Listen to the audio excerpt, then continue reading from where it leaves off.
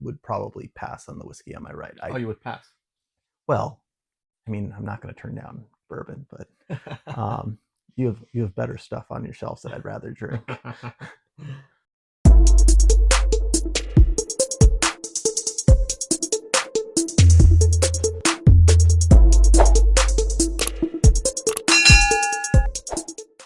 Welcome to Whiskey and SV. I'm your host Sam, and tonight I'm joined by my friend Matt. Hey, everybody. And we're going to do a blind tasting of the Woodford Reserves batch proofs from last year and this year. So last year, it was 124.4 proof, 124.7 proof, and this year's is 121.2, I believe. 121.2. Okay. So, do you have some history or background on these for us, Matt? I don't. We tried last year's while we were at the distillery in Kentucky, and it was great. Thought it was much better than the limited release we got. What was it, the 4-grain while we were there, Yes. which I was pretty underwhelmed with. Yeah. And what was it? 2 years ago, they had the historic batch proof, right? Which was like the 118, was it, or? Yeah, so the historic batch proof, I believe, was a much lower proof product. I have it here actually. It's Oh, much lower. yeah, it's 90.4 proof, so much lower proof. That one was quite underwhelming in my opinion. Yeah, I like the lower proof versions, but I think yeah, they can't compare. You have to have this with some other low proof stuff, like Elijah Craig 18 or like a Knob Creek 18 or something like that. But yeah, compared to the batch proofs, I think it does come out a little bit short. It's interesting because they changed the bottle shape, and now all of these have the same bottle type. So it's kind of confusing looking at it. They are the Masters Collection Woodford Reserve, so they have this fancy name at least. So they have 2 separate limited series, is what you're saying. They have there's okay. One is like the ones with the numbers. They're like I think this year's was, or maybe last year's was. I think actually the 18 was from 22, right? I think that's right. And then the 23 was the triple cask Sonoma one, okay, which was overly finished. Okay. I'm actually making the trade. One of the bottles you saw out there is the one that's I'm going to get like an open Sonoma one. Okay. I did think it's already finished. I do like finished whiskeys generally, as you know. I like Angel's Envy and a bunch of other stuff, but I don't know that one when I tried it because our friend Kevin had one and it was not the best. But I figured if I have this, I might as well have the next one. Always the collector. Yeah, fuck. All right, cool. So now let's make sure we don't fuck this up, mess this up. Right, so I'll take 2 of the right ones. Let's put them on. Yep. So we'll put numbers 1 and 2 on the one from last year, and 3 and 4 on this year's. Yes. Cool. And then for the carousel, we'll do 1 of each, and then we'll turn it. Cool. Right. So do you have any from a profile perspective, where does this come to you? Like, what does this remind you of usually? Is there a specific thing that reminds you of when you're thinking about Woodford Reserve? Generally just like very like charred oak is the dominant note that comes to mind for me. With that, you're going to get the chocolates, maybe a little bit of vanilla. Tends to trend bitter on my palate. Interesting. I think like most people's experience with Woodford Reserve is actually the double oaked product, right? Which is, I think, like pretty great value.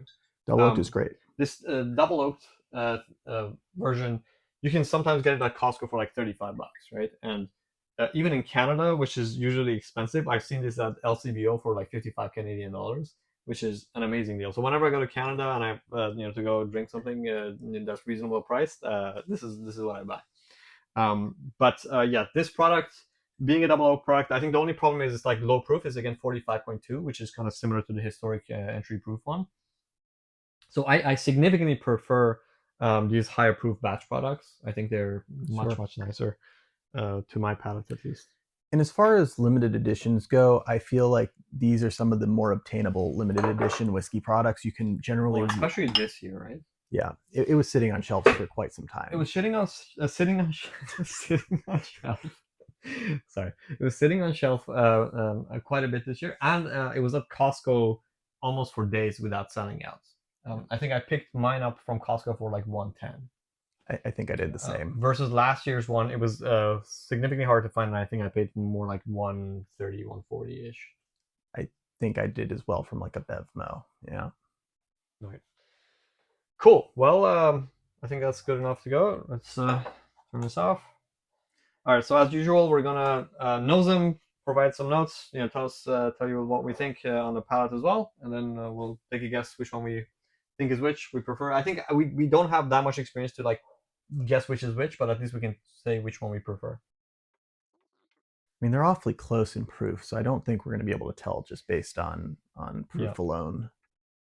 A lot of ethanol on the nose. that's true. There's a lot of ethanol, more than I remember, honestly. Especially just coming off the mixtures, I think it like really hits. I'm getting a little bit more ethanol in this one though, and I don't know. Maybe did I pour a little bit more in this one? I think I did. So Pretty close over here. yeah, this one is like significantly more, and maybe that's like helping it hit the ethanol note a little bit more. So the one that I get more of an ethanol note, I'm also getting kind of like orange peel and like almost like a musky like cologne type note. Interesting.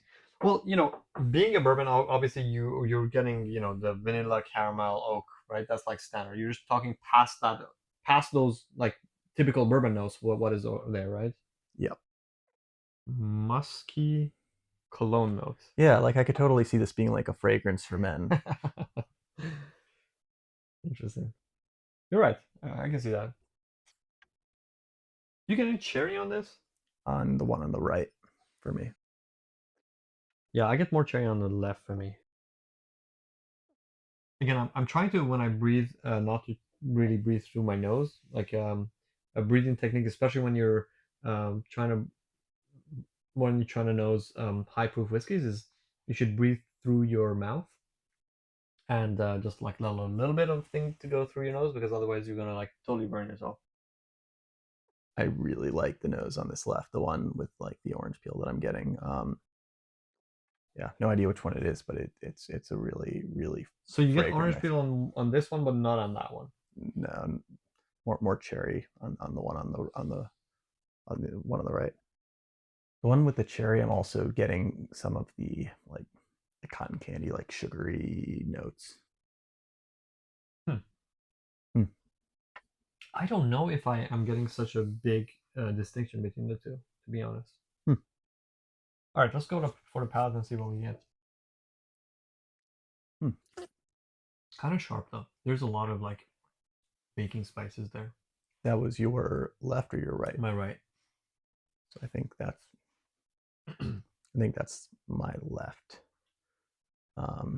Based on what we were saying about the noses, and I agree. I agree. Baking spices is a fair note. Hmm. Hmm. Not getting any of the orange on the palate. I don't know if I would be able to tell these apart, to be honest. Let's see. I haven't tasted the one on the right yet. Let's see. I thought the noses were distinct, but let's see if the palates are similar or not. I think the one on my right is much sharper palate. It hmm, it kind of comes with like some dull sweetness up front, and then it just has like this kind of like cutting bitterness through it. Cutting bitterness. Yeah. Okay, let me go in one more time. There's definitely like at the end of it a little bit of bitterness. That's again, it kind of reminds me of lime skin kind of like bitterness rather than oak bitterness. I kind of like oak bitterness. I'm not a huge fan of lime skin bitterness.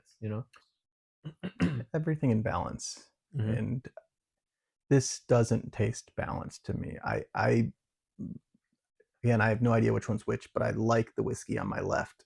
I would probably pass on the whiskey on my right. Oh, you would pass. Well, I mean, I'm not going to turn down bourbon, but you have better stuff on your shelves that I'd rather drink. Honestly, for me, they're very similar. I can't really tell the difference. I think um, they're both what I consider to be like reasonably um, nice, high proof bourbons. Um, they don't have an age statement. I don't know how old they are. They don't drink like they are particularly old. Um, Hmm. Interestingly, they're only 700 milliliters as well. Since they've been allowed to do that, they've started doing that here as well, I guess. There's very little information on these bottles. Yeah, very little information. But you know, when we went to check their distillery, also, it's a very it's very oriented towards like kind of tourism and mainstream and whatever, right? They're not Yep. particularly care. They don't particularly care about like the enthusiast market, I think. I think that's right. I think they really play into the whole Kentucky Derby vibe because the whole property kind of felt like a stable kind of ranch type vibe, and Yeah. Okay, I'm but gonna we make it did one. get to try one of their prior limited editions. What was it? The chocolate malt something, and that was excellent. Yes, that was amazing. Generally, chocolate malt stuff is amazing to me, and oh, actually, I'll after this episode I'll show you something that you might enjoy.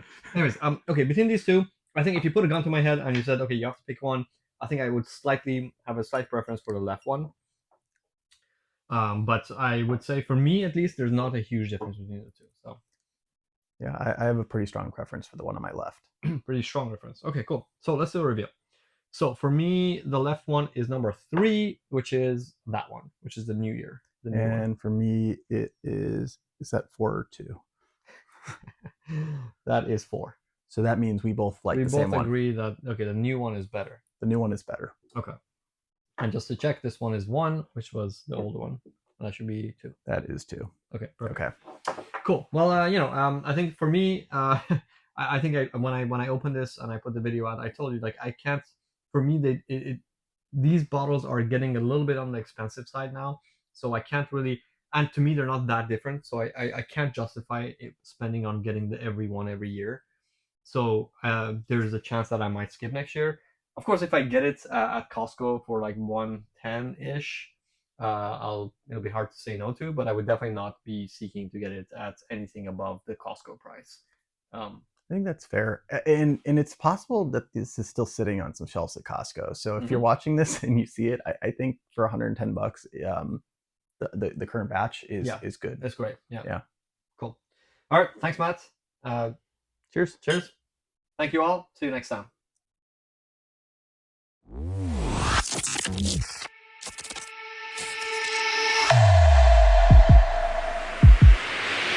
But it's Yeah. nice. It's nice. It's Yeah. got a good mouthfeel. I It's feel got like it doesn't really, other than the fancy box and the fancy name, there isn't really anything there that's like, special. That's like, why am I paying like, 120 after tax for that?